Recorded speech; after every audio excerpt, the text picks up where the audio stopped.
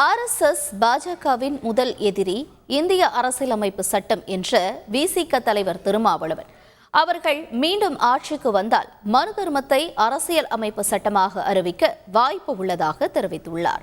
காங்கிரஸை எதிர்ப்பது அரசியல் களத்திலே ஒரு எதிரி, பகை.